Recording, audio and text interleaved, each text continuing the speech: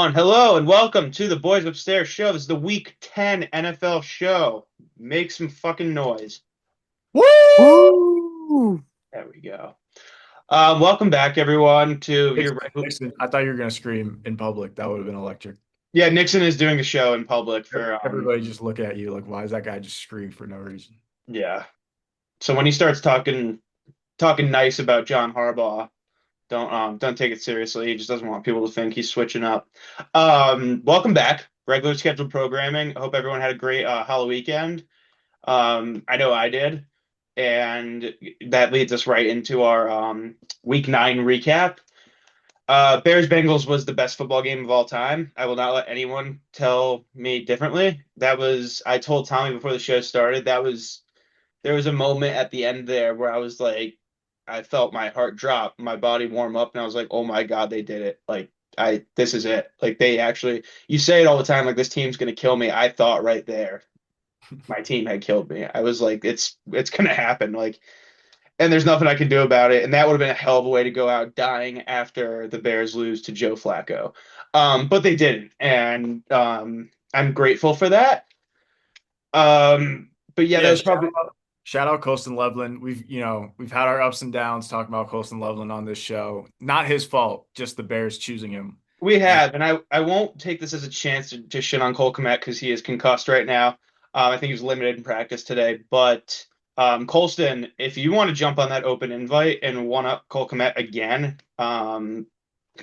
doors open, dude. I mean, that's another free opportunity for you. He won the MVP this week, which I didn't know was a weekly thing.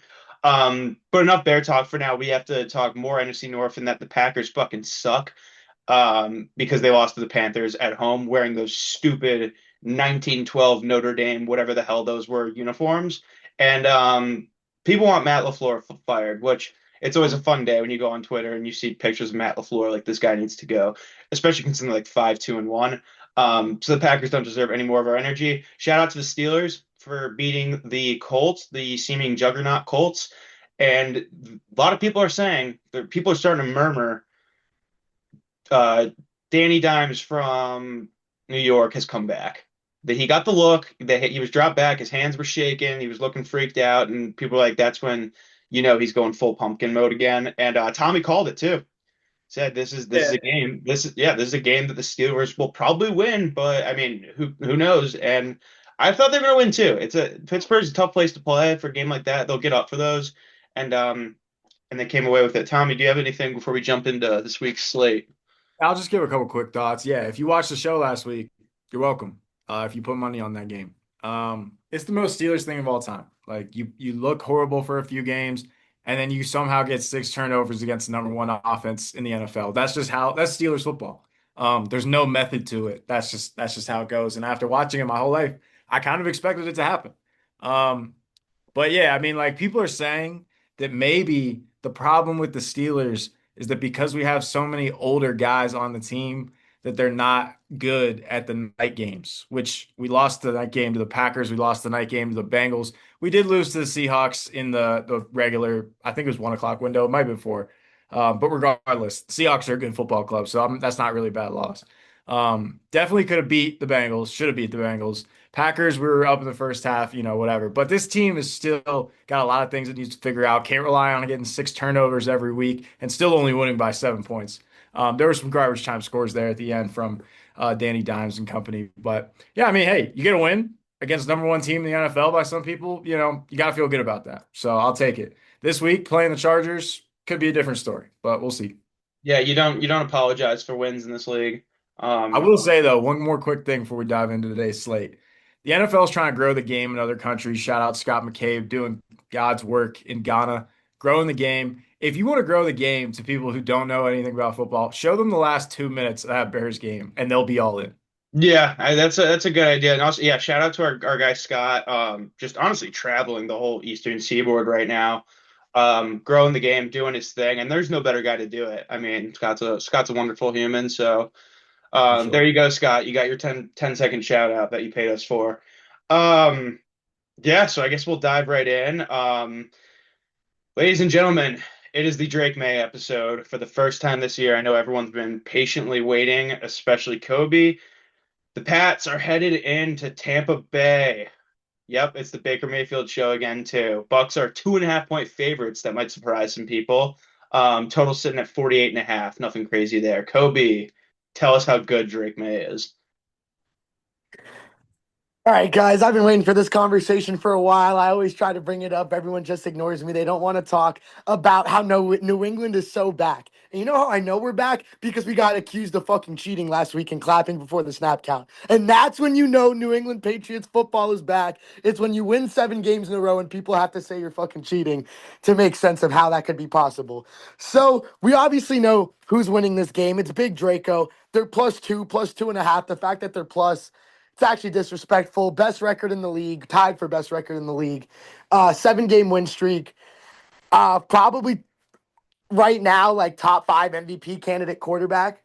Um, we have zero run game, and it's so horrible. But that doesn't matter when you have Big Draco at the helm of the offense. We got Stephon Diggs, who's playing like he's 24. Kayshon Boutte will be out, but that doesn't matter. He'll probably be out. It's not official yet. He'll probably be out. We still got Pop Douglas. We still got Matt Collins, who's good. We picked up Brendan Rice because, hey, fuck it. We needed the championship blood on our team. And obviously, Brendan Rice has got championship DNA inside him. Pause. But our defense has been clicking on all cylinders. Christian Gonzalez is quietly once again maybe the best cornerback in the league. He's so good at coverage. They never throw his way that like you don't hear about him. He has no picks this year because he has like very minimal targets. He is absolutely locking up. Marcus Jones can guard everybody but Drake London because Drake London's 6'5". And our just defense as a whole has looked great. Our defensive line, we're creating pressure. Last year, we had the least amount of sacks in the league. We got the least amount of pressures, the least amount of QB hits. But the defensive line looks phenomenal.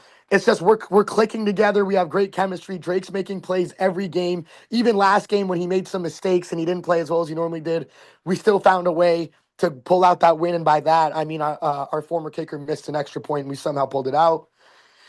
But beside that, it's also going to be the over. Patriots are like a top 5 offense in the league right now. We're putting up 30 plus every single game. We're absolute must watch TV. The Bucks, obviously, when they're not playing the Patriots this year, I've been a huge Bucks supporter, so I do believe in the over. I'm still believing in Baker. People are so quick to turn on these quarterbacks. Like Baker was playing MVP, he had that bad game, bam, fuck Baker. Like you guys just said about Daniel Jones. Daniel Jones has played 7 really solid weeks, has a bad game against the Steelers, bam. It's like what was Sam saying that people were saying he's back to the Giants, Daniel Jones. He's back to this. I'm not saying you said that. I'm saying that's what you were just referencing. Danny Pumpkins Yeah, is Danny Pumpkins. So I feel like people are so quick to change. Baker's still playing at an MVP level. He's still dicing. Tez Johnson, Sterling Shepard, who's ever out there. So I do think the over will hit. But it's the play of the day is Patriots spread. The fact that they have us plus, it's free money. I got my lock hat on. Patriots in the over. it's tough to go against a guy who's been as good as the locks as Cobe has this year. I think he's sitting at 8-1 right now, so shout out. Um, Yeah, and he's nodding the camera. He knows. But I'll be that guy because this game is not technically a mortal lock. I'm gonna go with the Bucks here, and it's not really anything against the Pats or Drake May or what they've got going there, Vrabel, and it's not really like this overwhelming confidence in the Bucks. Kobe is right, like the narrative changed from like, oh, the Bucks are like the team or whatever, like they're so good, and then they had one bad loss to the Lions, a very good team, and it's like, oh, they're terrible, and then they just went and shit kicked the Saints, but everyone does that, so it wasn't that special. But it's still a divisional win, and I still think the Bucks are a good team. But this feels like you look and you're like, damn, the Patriots are so hot. They're not really losing to anyone. Like, besides being on the road, how could they be a dog? It reminds me a lot of the game we picked a couple weeks ago, Lions Chiefs, when everyone was like, how the hell are the Chiefs a favorite in this when they're like 1-3, 2-3, or whatever, and the Lions look unbeatable.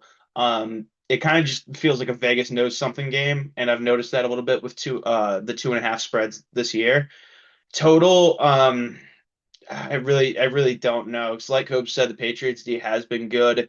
The Bucks D has potential to be very good, especially if they're blitzing a lot, and I think they will be blitzing a ton to get pressure on them, keeping some safeties high. So I think Drake may throw into the mid-level of the field. taking what they're giving him is going to be important for the Patriots' success. But yeah, I trust in Baker for this one. I don't want Patriots to get too greedy again, and I will close my statement out here with that. It would be so hilarious if the Patriots actually were cheating again. Um, yeah, uh, Tommy Nickson, what do we got? I'll jump in. I mean, I feel like you guys both hit a lot of the points that I wanted to say. Just to start off, I'm gonna go ahead and pick the Bucks here. I guess my primary thought is Bucks coming off a bye. Patriots didn't look great last week against a, underwhelming team in the Falcons. Like Coby said, Drake Maye's been playing great ball. He had one, iffy game. That doesn't mean much. But again, a team coming off a bye, you're just getting healthier. You get a guy like Bucky Irving back, uh, you know, um, an extra week of watching film. I like the Bucks here, just really for that particular reason. I know the Patriots are playing great ball.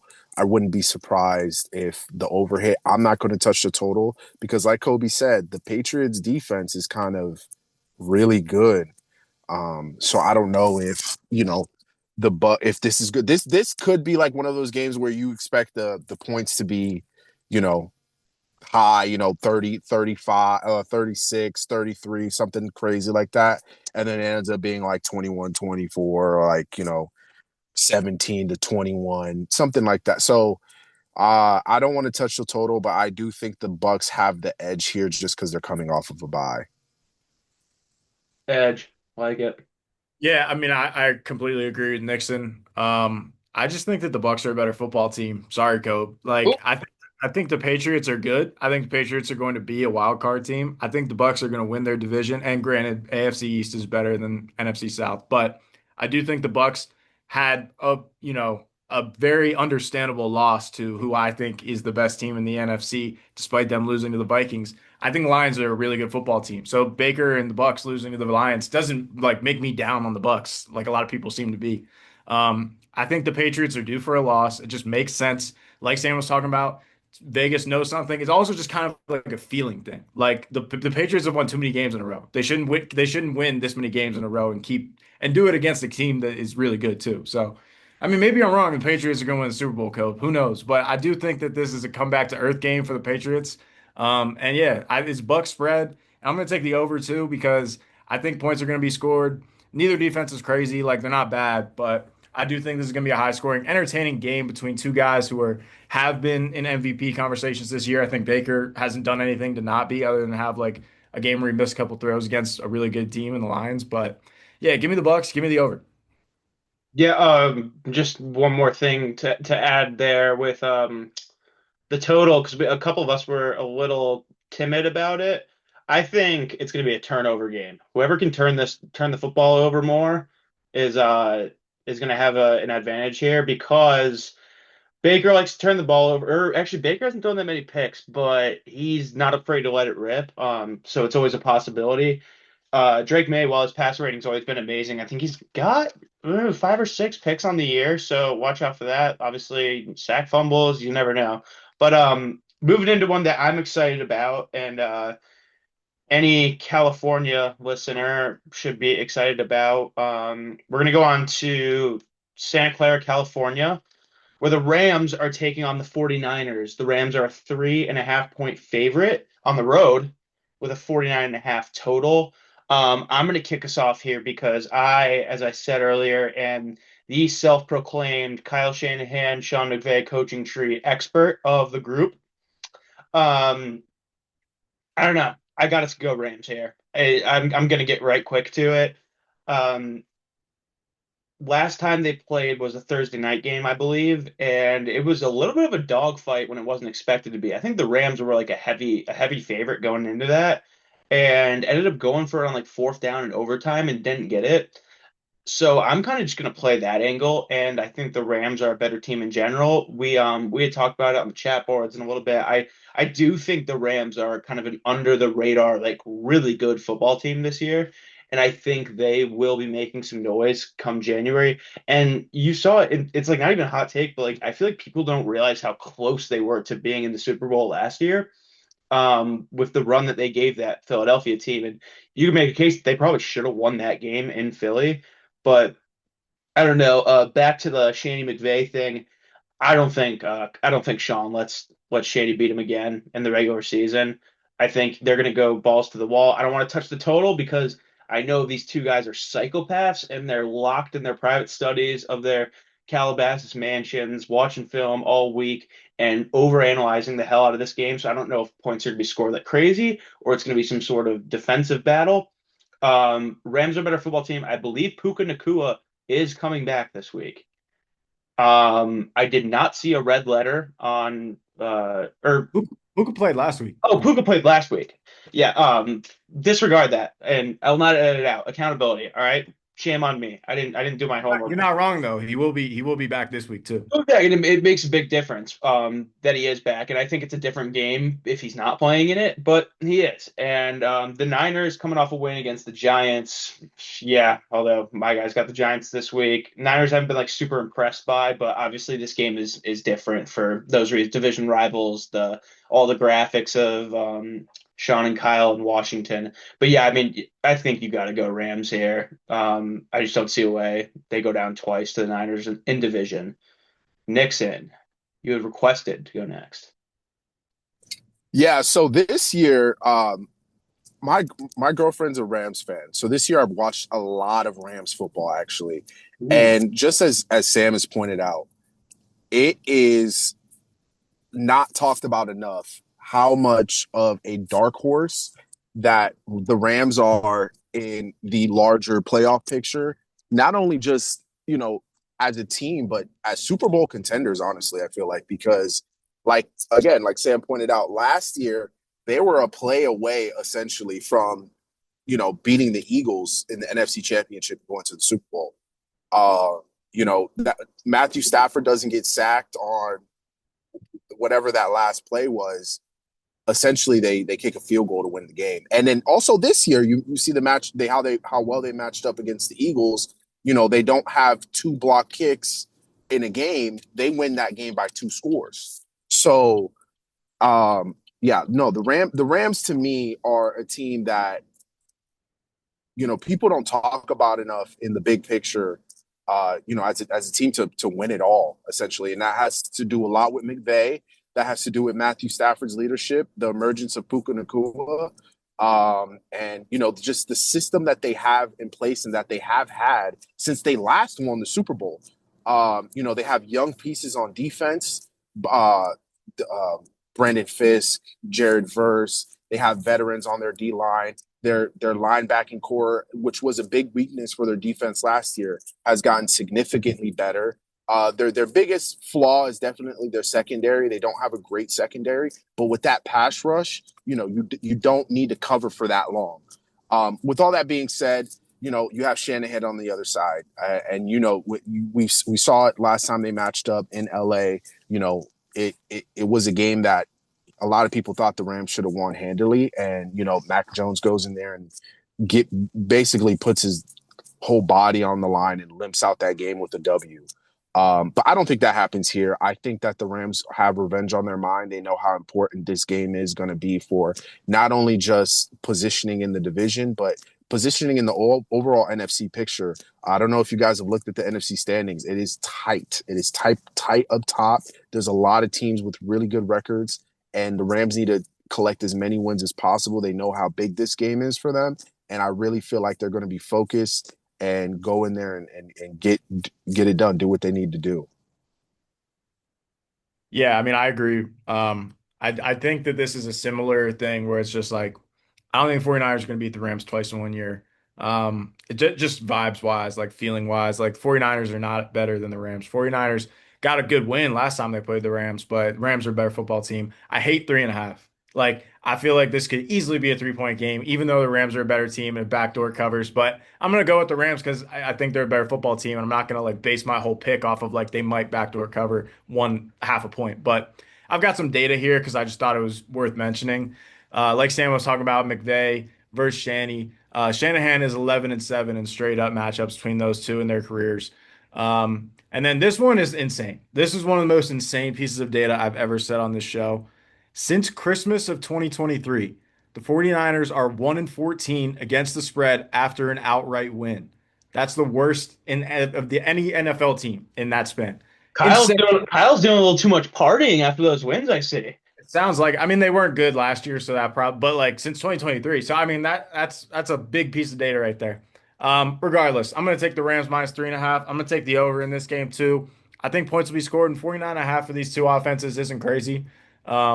And every week we've been like, oh, is Purdy back this week? No, I think he's back this week. And then it's Mac Jones out there on red zone. Well, now he So got now Purdy's out for the year. Okay, yeah. So but it doesn't matter though, is my point. Like it does whoever's running the show, like they still got the weapons. They still got Juwan Jennings. They still got Christian McCaffrey. So and Kittle. I think this is gonna be an over and a Rams type game. Cobalt. Right. So, sorry, I had to figure out how to unmute my shit. It was frozen. So, I love how you guys are shedding light on the Rams because I was a big, like, the Rams are going to be really good guy before the season started. I was like, the Rams are going to win a lot of games. I even preseason bet their over of wins of like 9.5. It's looking pretty good so far.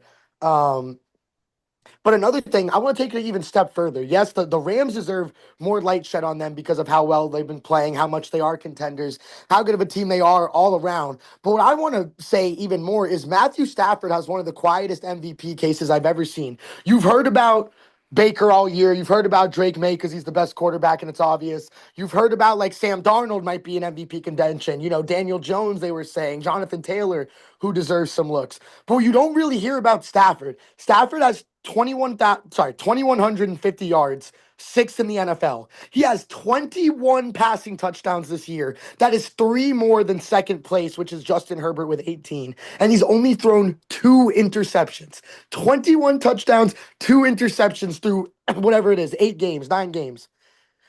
That is absolutely unreal. And if anybody else was doing that, you're probably not hearing the end of it. If Dak Prescott's doing that, if Mahomes is doing that, Josh Allen's doing that, you're not hearing the end of it. But because Stafford has done it for whatever, 20 years, you're used to it. But that is MVP numbers.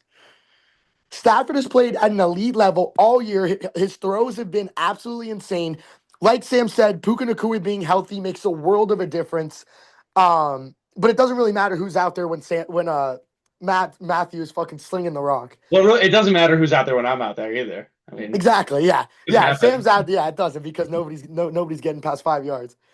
Or the Okay. ball isn't getting past 5 yards. But I'm just kidding. But yeah, I got the Rams like everyone else. I just wanted to shed some light specifically on Matthew Stafford. I just think Rams are a better football team. They're not as injured.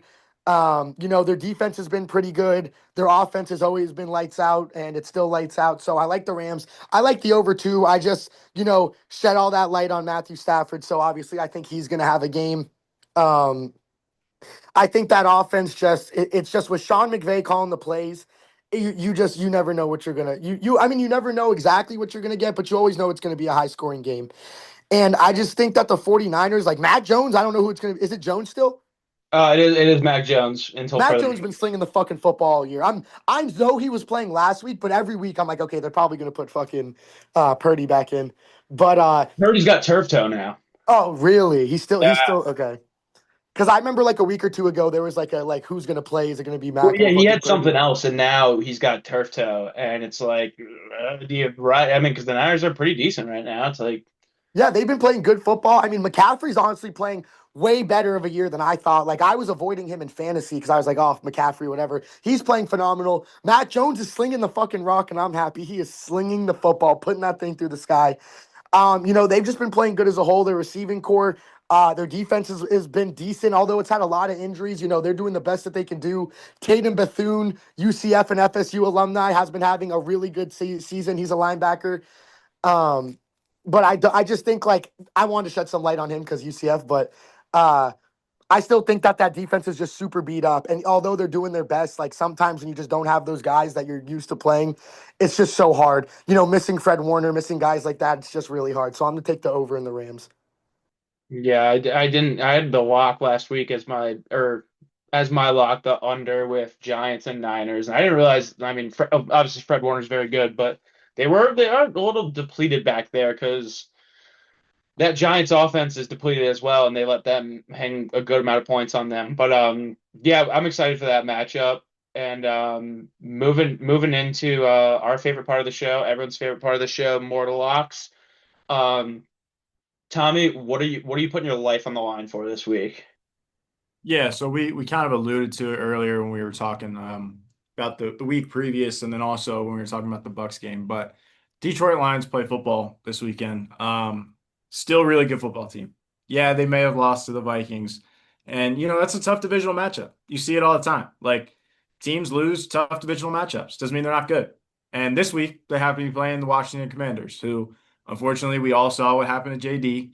And that sucks. Nobody wants to see that. He's an electrifying football player. Sam may hate the Commanders, but you still don't want to see that to happen to that.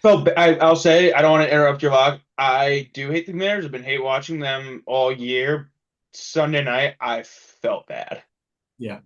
I think everybody. Especially, especially after my team won, I felt bad. I was like, this is like you can't trot out those uniforms, and everyone was so fired up for that game on Sunday Night Football, and just get your asses spanked, and then trot your QB, your franchise QB down 30 points for that to happen. But it's No, I completely agree. I think everybody completely agrees. Like, yeah, I think everybody was shocked that he was still in the game. And then, next day, Dan Quinn's like, oh, that was going to be his last series. It's like, so what if they scored on that drive? Would you have kept him in then? Or like, was that going to be his last series, even if he scored? Like, what's the point of doing that? Regardless, it sucks. But that's who the Lions are playing this week. Lions are -8.5. Marcus Mariota's back under center. I've got more data here. The Lions have won and covered 12 straight games dating back to November of 2022 off a loss. And I think that that is like a crazy piece of data as well. Lions are a really good football team, and they're getting some guys back. They're playing a team that's missing their quarterback, and all the vibes cannot be lower for the Commanders right now. I've got a pulse on some of my friends who are Commanders fans. They're devastated. There's nothing to be fun, nothing to be a fan of at this point anymore. They've already lost more games this year than they did all of last year. It sucks. But if I'm going to put my life on the line for a lock, it's going to be Lions -8.5 against the Washington Commanders. Yeah, that game scares me for like the only reason that it's like it seems too easy. But and you're like 8.5 is a lot of points, but at the same time, so you saw what Seattle went in there and did. I think Seattle's a really like good, almost like underrated team. They're starting to kind of get a little more a little more notice here as of late, but it's like it's bad over there. Like even Dan Quinn, like there was like, you look at his pressers and like him on the like there's no swagger. There's no confidence there. It was disheartening, and then now you're riding out Marcus Mariota for the rest of the year probably. I'd be surprised if Terry McLaurin plays more than 3 games this year, along with other injuries. Like I mean, Lattimore had played like shit, but he's out, so it's like you got to go even further down that depth chart. It's like I don't know how they come back from it, but it's like I what will say, like, they're not going to do this, but if they want to give their fans something to show up to the games for in that horrible stadium that they call home, bring in Jameis for the rest of the year. Like, at least it'll be fun. Like, you probably won't win more games than you would with Marcus Mariota, but at least it'll be entertaining. Yeah. And then one last thing about the Commanders, because I mean, like, it feels like it has to be talked about. Like, I've never seen a fan base go so high and then drop so low. Us Bears fans could never, because we never get too, or at least like me and my faction, we never get too high because we're like as Big Cat said, like 6 out of 10, that's the max. 'Cause we've been hurt before and we can't be hurt that bad again. 6 out of 10.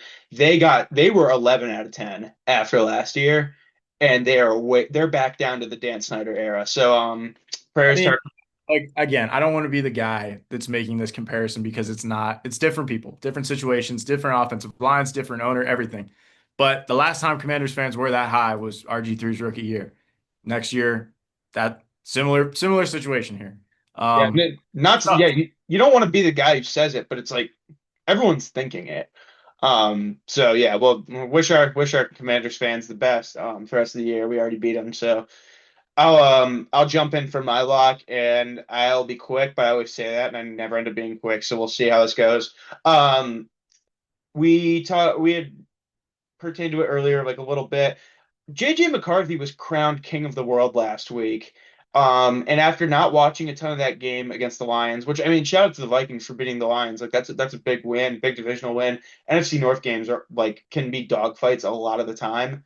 Um, so congrats to them. Like going into Ford Field, that's tough and beating them, but not like following it play by play and seeing like I would have thought JJ McCarthy had 400 passing yards and like a 158.3 rating, rushed in for two, broke his nose and played through it. And I go and look on my app and it's like 158 yards with two touchdowns and an interception with 14 completions. Like, okay, all right, what the fuck is this? And then I go and do a little research on the Lions. They couldn't run the ball for shit. They basically I wouldn't say took Gibbs out of the game, but just like they pivoted to David Montgomery. That's how bad their run game was going, and that shows. I think for every other team in the league, it shows a weakness in the Lions. That's like, hey, I know it's hard, but if you can stop their run game, you'll like they're a beatable team if you can stop their run game because that's what makes their offense click. And it was the same way the past years under Ben Johnson, because it's basically the same offense they're running. Like, let's be honest, but yeah, they stopped that run and were able to keep themselves in it, scrap back. I mean, like credit JJ for making a big play when he needed to, but I'm not convinced that like the Vikings are like back. Like they're so good now because they're a mediocre team this year. And that's a big win. That's a big divisional win. Like I said, NFC North is dogfights. Everyone's decent at least in the NFC North right now. So teams are going to be teams that they aren't expected to in that division. The Ravens are hot right now, and I won't even call them like hot because they had like a I won't, it's not fluky at all, but they kind of like played like a caught the Bears at the right time and played a horrible game, and then went and beat up on Miami Thursday night. But they've got Lamar back, and hey, like I said, you can't apologize for winning in this league. And 2 wins in a row is 2 wins in a row. That's got to be vibes high for everyone in the dressing room, the coaching staff, everyone. So they're kind of. I feel like the Ravens are at least for now out of that like, oh fuck, it's over. We got to rebuild this or whatever. There's a little bit of optimism there, and obviously it goes back to number 8, man. When you've got him on the field, it changes. And I'm not saying like I'm not crediting them for beating up on Miami, like that's what they should have done. But they're going into 4.5 point favorites on the road, and that's another kind of Vegas thing. It's like you would think like, oh, because Minnesota's a hard place to play too. I think I think Lamar and Derrick Henry get this run game going. Lots of options, lots of misdirection, some deep shots here and there, and I think they go in and take care of business. I think the Ravens defense has shown to be more physical, a lot more physical, with guys like Kyle Hamilton and Roquan Smith coming back. I think Roquan Smith started the year hurt because he's looked like a different. He's looked like Roquan Smith since coming back. He didn't look like Roquan Smith early in the season, so I think there was a lingering injury problem there, but. Ravens 4.5. I think Minnesota's riding a little too high right now, and the Ravens are catching them not at the right time, but it's a right time to pick the Ravens. I mean, I love the pick, obviously, Sam. Just like I guess caution, I would say for the viewers. The last time Lamar Jackson played a Brian Flores defense, that was the absolute worst I've ever seen him. It was a Thursday night in Miami about 2 years ago. Um, that's my only concern for this game. It would be Brian Flores, schematics versus, what Todd Monken can do to make sure Lamar has time in the pocket and he's comfortable. And I think that the solution to that is hand the ball off to Derrick Henry. You can't blitz. If you're sending 8, if you just run it up the middle, it's probably not going to work. And like you alluded to as well, the Vikings kind of exposed something um, within the Lions. But I do think that if they do try that plan where it's just like, hey, when they send their scat back in, they're just gonna send everybody. I will say Justice Hill is probably one of the most underrated pass protecting backs in the NFL. So if there is a guy in the Ravens running back room that they're going to trot out to make sure that, free linebackers are going to get blocked up, it's going to be Justice Hill, and that's something that he does at a really high level. So, great pick. I agree, but just caution to the viewers. Brian Flores kind of does have Lamar's number just a little bit. I'll Also, go ahead and pick my lock. Oh, go ahead, Tommy. Sorry. I want to throw it. I looked up to see if there was any data on this Ravens Vikings game that I could throw out real quick. The only thing that was worth noting, um, the Vikings and the Ravens played. I think this was what, like 2 years ago. It didn't say on whatever I just looked at, but that was a surprising win for the Vikings. I remember because Jake was like all over that game because those were his two teams. Yeah, But yeah, no. I mean, the thing also, which I just know off the top of my head because I saw it on Twitter earlier, if the Ravens lose this game, then they officially are going to go under their win total for the year. So, yeah. yeah. No, it's a big game. It's a big game. But I'll go ahead for my lock just because I'm talking. So my lock of the week this week is I'm taking the Monday night game, and I'm going to go ahead and pick the Eagles here. I feel like we kind of saw, you know, the Packers. I don't want to say expose themselves, but Sam alluded to it. They looked They're horrible. dog shit. They're dog shit. Yeah, they look dog shit. The Eagles offense is kind of, I don't want to say peaking, but prior to their bye week, they looked a lot better. Jalen Hurts threw the ball down the field. A.J. Brown was involved with multiple touchdowns. Saquon had a way better game. If their offense is trending in that direction, and I know the Packers defense is still a really good defense, I'm not taking that away from them, but their inability on offense to be consistent, because there's games where Jordan Love has looked like a world beater, and there's games like last week where he's throwing picks into triple coverage, and you're like, what the hell is he doing? I feel like this Packers team is too inconsistent for me to be confident in. And even though it's, again, a home game Monday night in Lambeau, big, I don't want to say rivalry game, but big game against a good team, defending champs. I'm gonna take the defending champs here. They're trending in the right direction. The Packers looked really bad last week, especially on offense. The Panthers were able to run the ball down their throat. Essentially, Bryce Young didn't do anything that whole game. I mean, Michael Parsons alluded to, he threw for like less than 150. Rico Dowdle ran the ball down their throat. Now you have, the best back in the league coming in. How do you respond? And I don't think they respond. I think that the Eagles are just going to go in there and, blow them out. I'm projecting a blowout there. I love it. I gotta say, I love it. Coby, the lock master of the show right now, currently. Yeah, I've been waiting because last week I went 4-1 on my picks. Yeah, 4-1 overall. I think once again I made the biggest jump in the standings, and once again for the 8th consecutive week since the first week when I missed the show, I hit my lock again. So this is where the locksmith. This is why I got my lock hat on. And no one needs to worry. If you haven't liked the picks we've made so far, I got a free lock for you, free money for y'all. It's all good. Um, when I was picking my lock, I was really torn between two games. Um, but I'm settling on this one game, and it's actually funny enough that Nickson just touched on it. But instead of taking a winner, I'm taking the over. I have been the overlord so far through these 9 weeks. If there's an over that is destined to hit, I have sniffed it out from miles away like I'm sniffing a fart out of Sam's butt. So,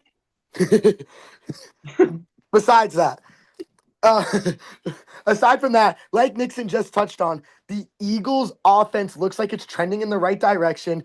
They remembered they had A.J. Brown on their roster. Devonta Smith has been playing a lot better. He started off really cold. I know for those of you out there who have Devonta Smith on your fantasy team, he was total dog shit at first, and then he started having some bigger weeks. Saquon's starting to look a little bit more Saquon-y again, and even when he doesn't, they've crafted this room of running backs with like AJ Dillon. They got who they have is it Tanks Bigsby. They have Will Shipley. They just have a random assortment of veteran running backs, and they're all like Nickson said, their offense is looking good again. Their offense has always been solid, but it was struggling. It looks good again.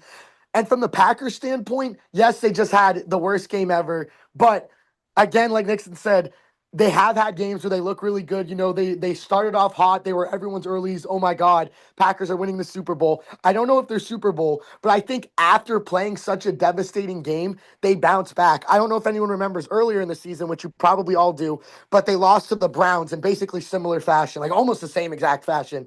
Like I'm pretty sure that was also like a game-winning kick in a game where Jordan Love played fucking horrible, and they lost. And then the next week, uh, if I remember correctly, they came back and they played a really good game. So I think that happens once again. Obviously, like you guys said, LaFleur's on the hot seat. Um, he probably, has a lot to prove. Jordan Love is quietly again eighth in the league in passing with about 2,100 yards. He's got 13 touchdowns to 3 interceptions. He's having again another year. He was playing great, especially early on. He's still playing good, and again, nobody talks about it. Some of these quarterbacks they just fall under the line. But yes, after they lost to the Browns 13-10, they tied the Cowboys 40-40. And although they didn't win, they went from 10 points against the Browns to 40 points against the Cowboys. And I think that once again, they just played terrible against the Panthers. They're going to come out in prime time against the Eagles, whose defense hasn't been, it's been good, but it hasn't been like last year's Eagles defense where you're like, whoa, this defense is crazy legit. And I think they come out. I think Jordan Love puts on a masterclass in prime time. And I think the Eagles offense also is going to play a great game. The Eagles historically, or not historically, but over the last like 5 years, they've pretty much they've been pretty good against the Packers. They beat them in the playoffs. I remember they beat them week 1 of the regular season last year when Jordan Love got hurt right before the Malik Willis 3-week legacy week started. And those games have been high scoring, and the Eagles have pretty much had their way. So I'm with their offense. So I'm confident in the Eagles offense going into this game. I'm confident in the Packers bounce back. The total's only set at 45, which I think is disgusting. I think this game will probably be like a 30-20, maybe a 30-23 type of game. Um, so I'm taking the over. It's easy. It's easy lock. I've been right 8 straight weeks. Let's make it 9. Packers, Eagles over. Well, there you have it, everyone. That's Also, for accountability's sake, I had to double check myself. I was wrong. Last time Vikings and Ravens played was in 2021, which I don't know why I remember that happening. It's because we were on the show doing it, I guess. But Ravens won 34-31. So, that but wouldn't cover for me, but I'm feeling like a Ravens like 34-17 win. I'll call that my prediction. 34-17 Ravens. what a My difference. What a difference between last week's slate and this week's slate. There's so many good games this week. Yeah, there there's is a there lot to is talk about this week. Last week too, we picked the fucking Texans Broncos, and that game went out. Everyone knew it was gonna go. yeah, everyone said it. Low scoring. Shout out to us for picking those games last week. That Yeah. was tough. That was gritty. That was really gritty. And get well Um, soon, CJ Stroud. That was a tough watch. That concussion was nasty. Yeah. I mean, you hate to see injuries, especially to really exciting players. And, but I mean, hey, the only upside of that is we get to see some Davis Mills football. But I'm it will. fired. I'm fired the fuck up for Davis Mills football. Well, like and subscribe, everyone. Tell your friends.